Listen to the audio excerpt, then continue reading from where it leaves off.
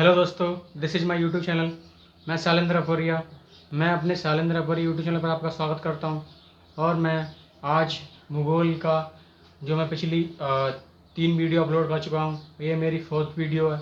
और इसमें आज मैं बताऊंगा कि भूगोल को जो वैज्ञानिक थे, कैसे कैसे जो वैज्ञानिक आए। और मैं 3 वीडियो में बता चुका हूँ भूगोल के बारे में। भूगोल के बारे में हम क्या पढ़ेंगे, ठीक है। उसके बाद मैंने बताया कि उसका कौन वैज्ञानिक आया था, और उसमें वेद पुराणों की रचना हुई थी। पूरा विश्व शादिकों में बया था, बस बटा था पुराण के अनुसार। और उसके बाद बताया था कि कौन कौन थेल्स, पाइथागोरस, एनामजिमिंडियन, अरस्तु, प्लूटो, ठीक है, थियोप्रेस्टस।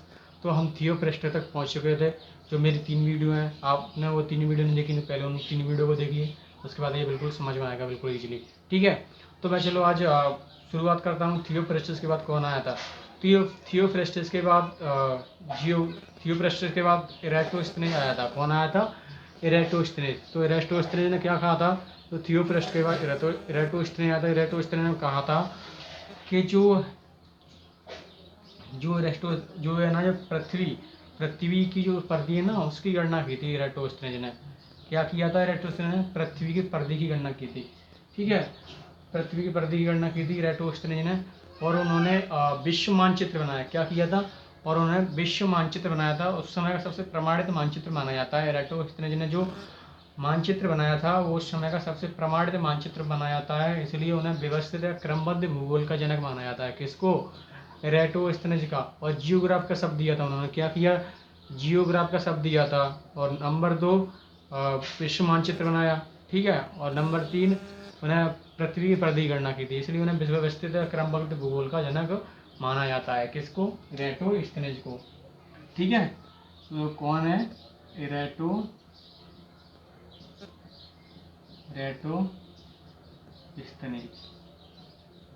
ठीक है। क्या किया? विश्व मानचित्र बनाया,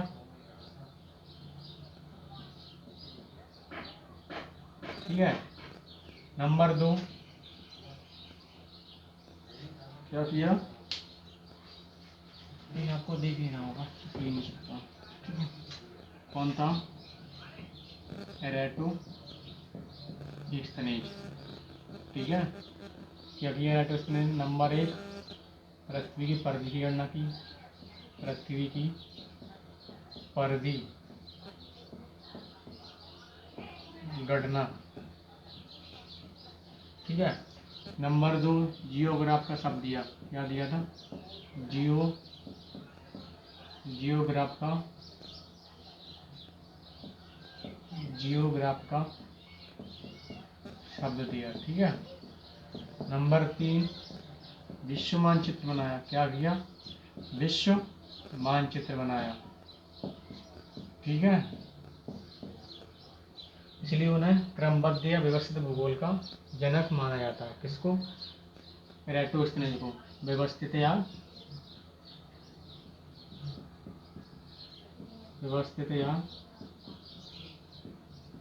क्रमबद्ध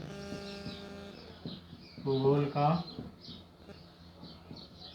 जनक माना जाता है, ठीक है। और इसके बाद इराटोस्थेनेस के बाद कौन आया था? इराटोस्थेनेस के बाद पेसिडोनियस आया था। कौन आया था? पेसिडोनियस। और पेसिडोनियस को भौतिक भूगोल का जनक माना जाता है, क्योंकि भौतिक भूगोल के बारे में पेसिडोनियस ने बताया था, ठीक है। तो कौन आया था? पेसिडोनियस। कौन आया था? पेसिडोनियस, ठीक है। कौन आया था? पेसिडोनियस, ठीक है। पेसिडोनियस ने क्या बताया था भूगोल के बारे में?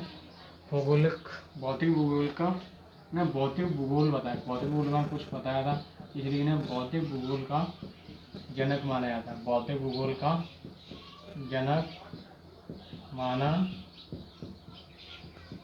जाता है, ठीक है।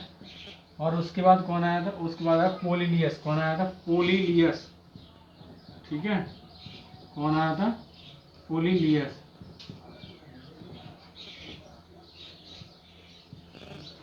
पोलिलियस को भी भौतिक भूगोल का जनक माना जाता है। क्या माना जाता है? भौतिक भूगोल का जनक माना जाता है, ठीक है। पॉलिलियस के बाद क्या आया था? पॉलिलियस के बाद आया हिप्पार्कस। कौन आया था? हिप्पार्कस। और इस हिप्पार्कस ने क्या किया था? हिप्पार्कस ने क्या किया था? हिप्पार्कस ने पूरी पृथ्वी को देशांतर और अक्षांश रेखा में बांटा था। जी, अक्षांश और देशांतर रेखा क्या होती हैं? अक्षांश और देशांतर रेखा होती हैं जो पृथ्वी पर उन्होंने लाइन खींची थी। क्या? ये पृथ्वी है। क्या है? पृथ्वी। जैसे पृथ्वी को बांटा था अक्षांश और देशांतर रेखा में। ठीक है, इनको हम बहुत आगे बिल्कुल डिटेल में पढ़ेंगे, अक्षांश और देशांतर रेखा को। ये किसने बताया था? ये हिप्पार्कस ने पृथ्वी को अक्षांश और देशांतर रेखाओं में बांटा था। ठीक है, किसने बांटा था? हिप्पार्कस ने। अक्षांश और देशांतर रेखाओं में बांटा था। ठीक है, और उसके बाद कौन आया था? हिप्पार्कस के बाद रोम के विद्वान थे। 0 ईस्वी से 50 ईस्वी तक जो रोम के विद्वान थे, उन्होंने क्या बताया था? ठीक है, कौन थे? रोम के विद्वान। उसके बाद कौन थे? रोम के विद्वान। ठीक है, तो कब से कब तक गई? 0 ईस्वी से 150 ईस्वी तक। ठीक है, तो उन्होंने क्या कहा था? रोम के विद्वान। जो रोम के विद्वान में पहला कौन था? जो पहला स्टेरगो। कौन था? स्टेरगो। तो स्टेरगो को भौगोलिक विश्व का रचनाकार बनाया था। तो भौगोलिक के बारे में बताया था। क्या बता? भौगोलिक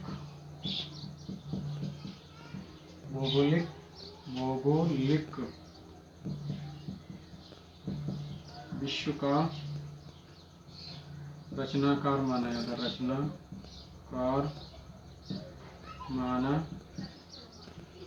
जाता है। ठीक है, किसको?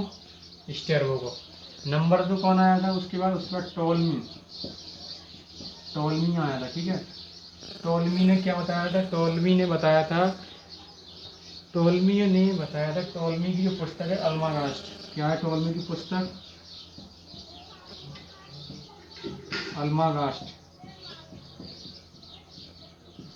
अल्मागास्ट में उसने 2 सिद्धांत दिए थे। क्या दिया था? एक भूसेंट्रिक सिद्धांत, एक भूस्तरिक सिद्धांत। क्या दिया था? भूसेंट्रिक सिद्धांत और भूस्तरिक सिद्धांत। टोलमी के 2 सिद्धांत है। कौन कौन से?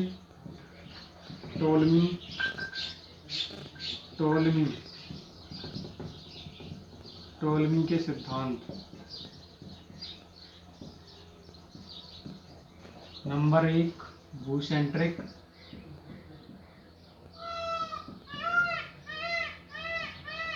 नंबर 2 भूस्तरिक। इस सिद्धांत के अनुसार उन्होंने बताया कि उन्होंने पृथ्वी के बारे में 2 सिद्धांत दिए थे, भूसेंट्रिक और भूस्तरिक। और उन्होंने बताया था कि पृथ्वी ब्रह्मांड के केंद्र में और सभी ग्रह इसके क्या कर रहे हैं? चक्कर लगा रहे हैं। क्या कर रहे हैं? सभी ग्रह इसके क्या कर रहे हैं? चक्कर लगा रहे हैं। क्या बताया था? पृथ्वी को ब्रह्मांड के केंद्र में बताया था। किसने बताया? टोलमी ने। टोलमी क्या होता था कि पृथ्वी है ना, पृथ्वी ब्रह्मांड के केंद्र में है। ठीक है, सभी ग्रह इसके चक्कर लगा रहे हैं। ठीक है, और उसके बाद टोलमी ने जो अपने 2 सिद्धांत भूसेंट्रिक को भूस्तरिक पुस्तक, टोलमी की पुस्तक अल्मागास्ट उन्होंने लिखी थी।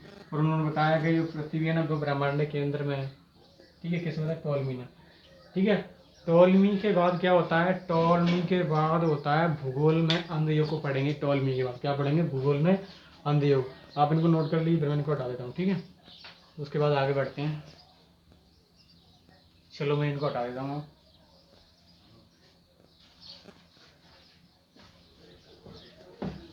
अब क्या पढ़ेंगे? भूगोल में अंधयोग। ठीक है, अंधयोग कितने भागों में बांटा गया है? 3 भागों में। कैसे कैसे? रोम तथा यूनान का अंधयोग। ठीक है, और उस समय भारत के विद्वान और उस समय अरब के विद्वान। ठीक है, तीनों को पढ़ेंगे। रोम तथा यूनान का अंधयोग, अरब के विद्वान, भारत के विद्वान। उसमें क्या हो रहा था? अरब में क्या हो रहा था? यूनान में क्या हो रहा था? रोम में क्या हो रहा था? उस समय भारत में क्या हो रहा था? ठीक है, उस समय के पढ़ेंगे हम। ठीक है, रोम तथा यूनान का अंधयोग। ठीक है, क्या पढ़ेंगे? भूगोल में अंधयोग, भूगोल में अंधयोग। ठीक है, भूगोल में अंधयोग पढ़ेंगे कैसे कैसे। भूगोल के जो अंधयोग को हम तीन ही भागों में बांटने के देखेंगे कैसे कैसे। रोम तथा यूनान का अंधयोग, भारत के विद्वान, अरब के विद्वान। ठीक है, तो भूगोल में जो अंधयोग पहला कौन सा था? रोम तथा यूनान का अंधयोग। कहाँ का था? यूरोप में। रोम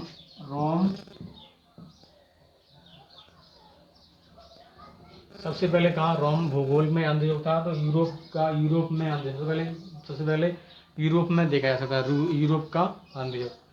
ठीक है, तो भूगोल में जो अंधयोग था उसको तीन भागों में बांटा गया, रोम तथा यूनान का अंधयोग, भारत के विद्वान, और नंबर 3 अरब के विद्वान। तो नंबर एक रोम तथा यूनान का अंधयोग। ठीक है, तो हम इसको कैसे देखेंगे कि रोम तथा यूनान का अंधयोग। उस समय रोम में क्या हो रहा था उस समय? तो उस समय रोम में राम राजाओं का शासन था और ईसाई धर्म का सबसे बड़ा प्रचार हो रहा था। ठीक है, तो ईसाई धर्म बढ़ता ही जा रहा था। उस समय ईसाई का जो कैथोलिक चर्च की जो पकड़ थी वो बढ़ती चली जा रही थी, और पूरे रोम में ईसाई धर्म का बोलबाला होने लगा, और अंधविश्वास को बढ़ावा दे रहे थे। ठीक है, उसके बाद उन खोजों को प्रोत्साहन नहीं, शिक्षाओं का कोई प्रोत्साहन नहीं, तो उसके बाद सब कुछ बंद हो गया। ठीक है, तो रोम में क्या हुआ? रोम तथा यूनान का अंदर रोम में सबसे पहले ईसाई धर्म का प्रबंध था, राम राजा का शासन था, उन्होंने कैथोलिक चर्च की पकड़ बढ़ती चली गई और पूरे रोम में अंधविश्वास फैल रहा था। ठीक है, और उसके बाद हम देखेंगे कि रोम तथा यूनान में ये हो रहा था। तो उस समय जो सबसे बड़ा अंधयोग यूरोप में देख सकते हैं। ठीक है, यूरोप में देख सकते हैं सबसे ज़्यादा बड़ा अंधयोग। ठीक है, तो ईसाई धर्म का प्रवर्तन हो रहा था, प्रचार। तो उस समय पूरे रोम में ईसाई धर्म फैल चुका था, इसलिए रोम तथा यूनान में अंधयोग था। क्या था? राम राजाओं का शासन था। क्या था? राम राजाओं का शासन था। ठीक है, और ईसाई धर्म का प्रचार हो रहा था। क्या हो रहा था? ईसाई धर्म का प्रचार हो रहा था। ठीक है, और उस समय रोमन कैथोलिक चर्च की पकड़ बढ़ती जा रही थी। क्या हो रहा था? रोमन कैथोलिक चर्च की पकड़ बढ़ती जा रही थी। ठीक है, और उसके बाद हम देखेंगे कि रोमन जो कैथोलिक चर्च था, तो उस समय क्योंकि जो ईसाई धर्म था, हम देखेंगे ईसाई धर्म जो रोमन कैथोलिक चर्च क्या होता है।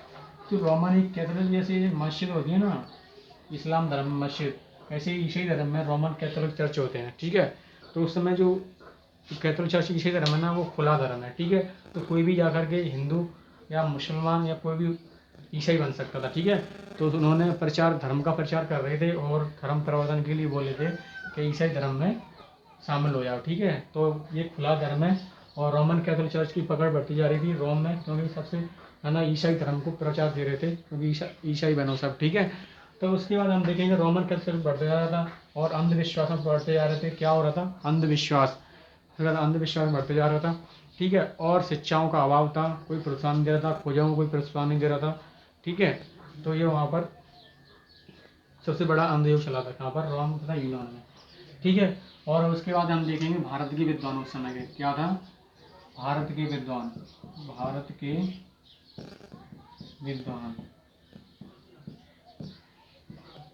क्या था? भारत के विद्वान। उस समय के जो भारत के विद्वान थे वो कौन थे?